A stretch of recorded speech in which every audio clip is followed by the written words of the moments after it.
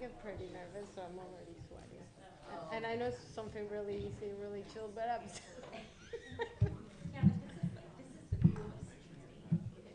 Is it?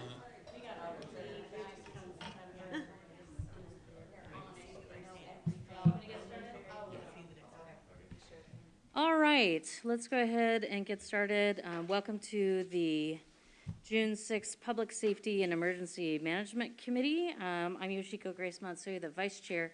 Mayor Tracy Buxton is unable to be with us today, and so I will be taking over just momentarily. Can I make a motion to excuse? Yeah, you can. I'll second. All in favor? Yes. First item on the agenda is the approval of the May minutes back from May 2nd.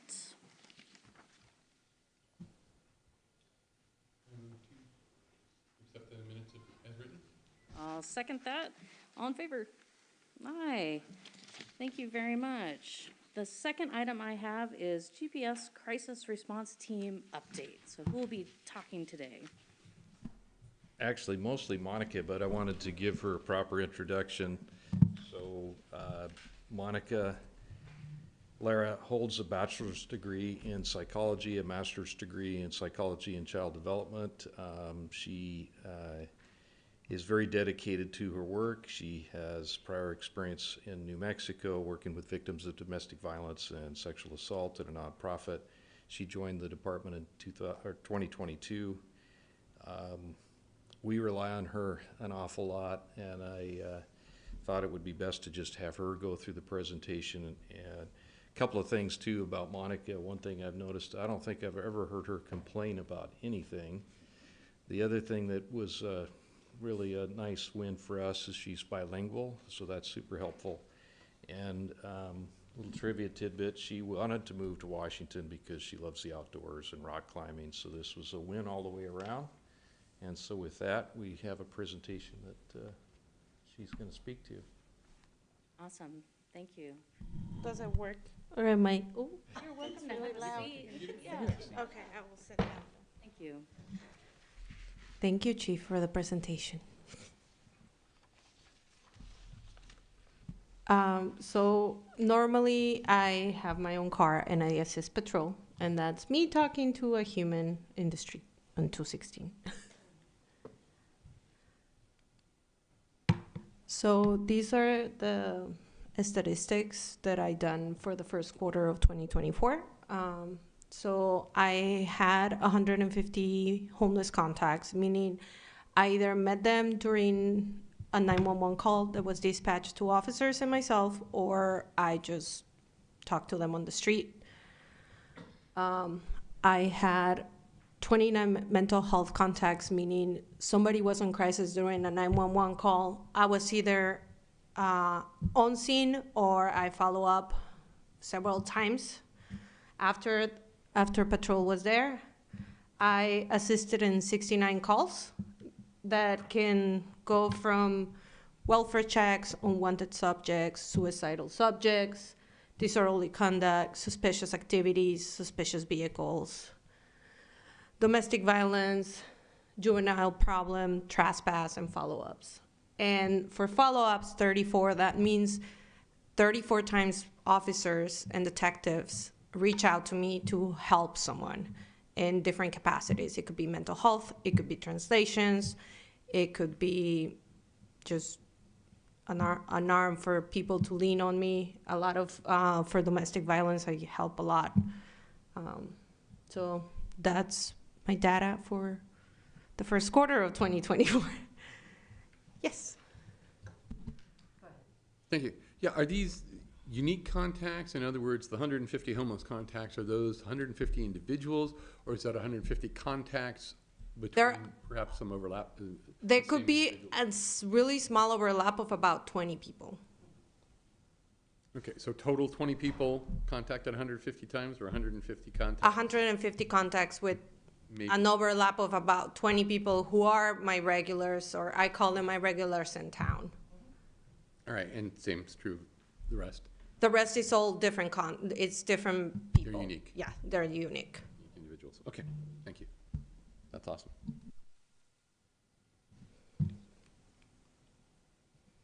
Other things that I do, well, our team does, that is just me, because the team is me. I do a homeless resource fair at the library every month, where people come and get connected with resources. There's not a lot in the city of Des Moines talking about like nonprofits that help these people. So normally once a month, we bring them into the city so they can meet with them.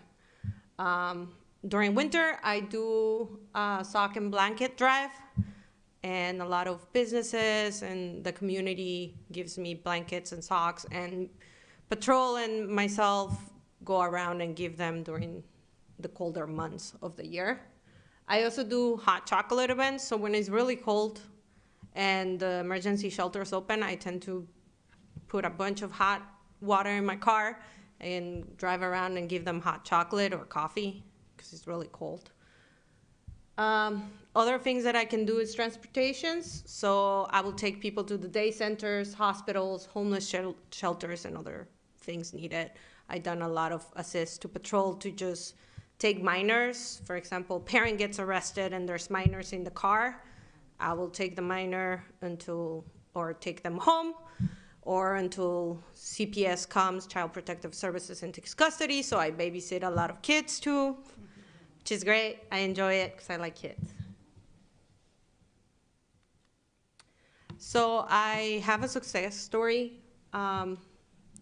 This is why I'm really happy to do this kind of work.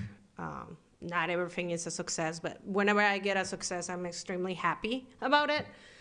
So officers were dispatched to a possible suicidal subject. Upon arrival, they met this young man who was in his car, extremely depressed. He told officers he's not from the area, he's from another county. And I can't remember the county, but I wrote it down. Saskatchewan County. And he's been here because he got a better job, but he couldn't find a place to live, and he's been homeless for 7 months, living on his car and sleeping in several places. Most places in King County and in Washington require three times the income to be able to qualify, and also a good credit score. He's 18, he has none of that. So he's been living in his car, he was pretty depressed. So for example, that's a follow-up. Patrol officers sent me an email, they told me this happened yesterday, can you reach out to him and see what's going on and how we can help him? So next day, I reach out to him. There was a lot of DV with his family, and that's another reason why he moved from over there, and he was living in his car. He was not actively suicidal, but we were able to refer him to get, so it's a special program where he gets mental health, and at the same time he can get housed, and it's an income base. It's only coming through referrals. So he's finally living in South Seattle, and he has an apartment and he's housed. So that's one of my most exciting. I also talked to him after, and he told me he wants to go back to college, or maybe get like a college education after he's more stable. And he's now has a case manager and a mental health professional. That's a great story. Thank you so much for sharing it. Is there another set of like referrals to housing and how many are successful that we can add to your great chart here for statistics? So I can add them, but I'll be fully honest. A lot of, and mostly talking about the transient population that are around the city, they won't follow up.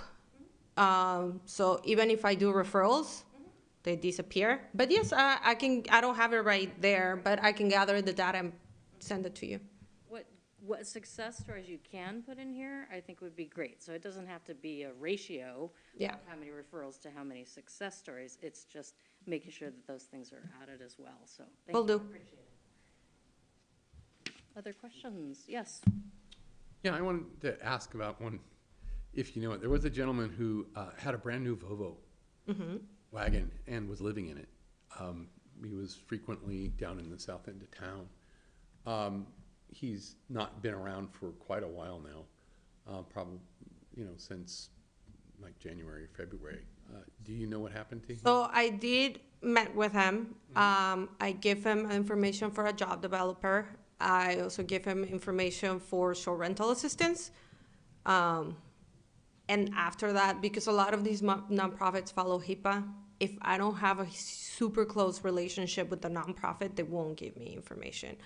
But I know he was gone, and then I called him, he didn't answer, so I hope he is now stable. Okay. Yeah, and I don't, back in the 90s, my wife worked for what was called the King County Crisis Response Team, which was really focused on people who were suicidal and responding to those situations, but also mental health crises and things like that in the home. And it was an exhausting but very rewarding way for her to use her degree. And so unfortunately, the funding went away for it. So I'm glad that you're able to, you know, meet some of those needs here in our community, because it's very important that the people get help.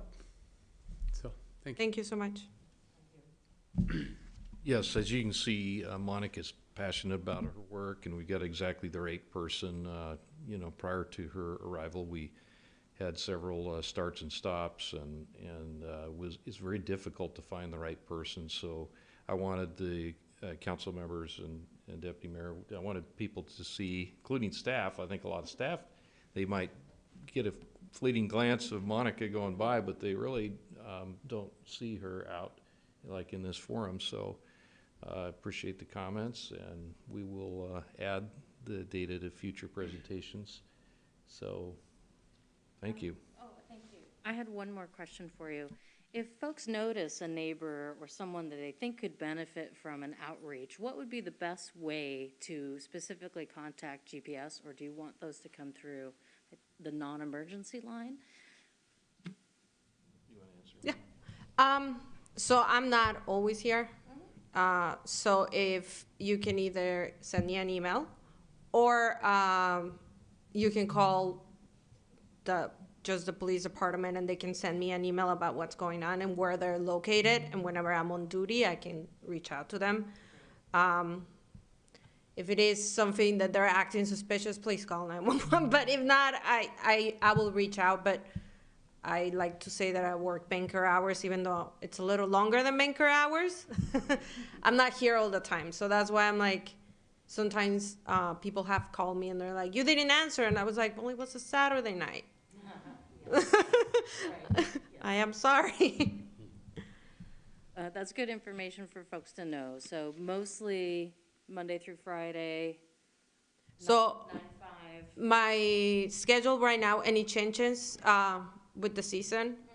But right now I'm working Monday through Thursday from 10 to 8. Oh, great. Okay. So I work with how the sun moves around. I work with the seasons. Excellent. So my schedule changes with the season. And so folks can either email you directly or call the non-emergency line. Yes. I can also grab some cards for my car and just drop them for everyone. Thank you very much. I appreciate it. Thanks, Monica. Go ahead, sir. Yes, so I see also on the agenda, staffing at the PD, so if you want to talk about that for just a few minutes. What do you have for us on staffing? So just an update, so we have 3 current vacant officer positions. And we have 1 candidate that will come aboard July 16th, so that brings us to 2. We do have a detective that plans on retiring this fall. We have about 5, I believe it's 5 in background. And so when you do the math and you get excited and you think, well, we have 5 in background, but there's only a couple of vacancies.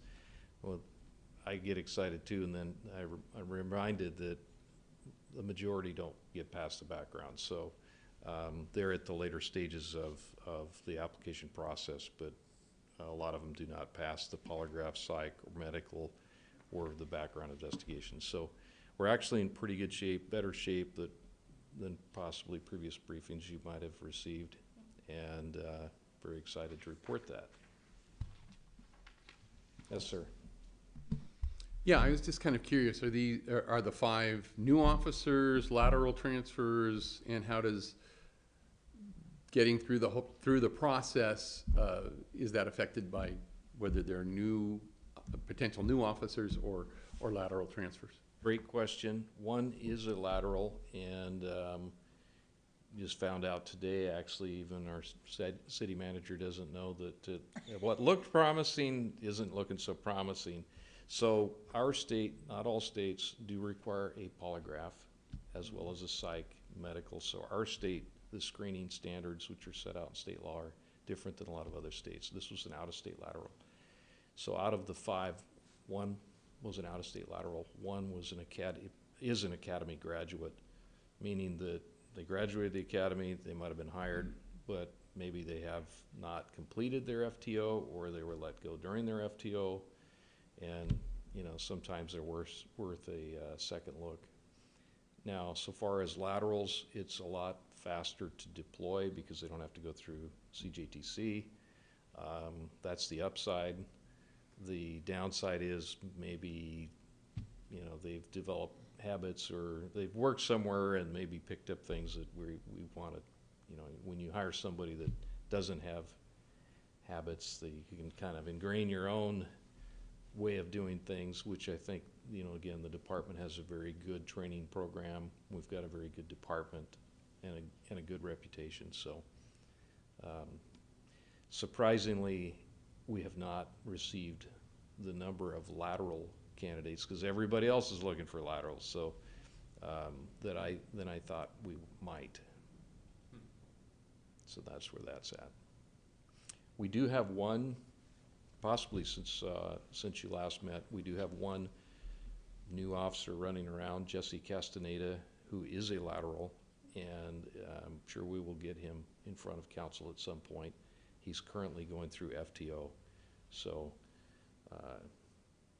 once he's done with his 12 weeks and on his own, he's an officer for our department.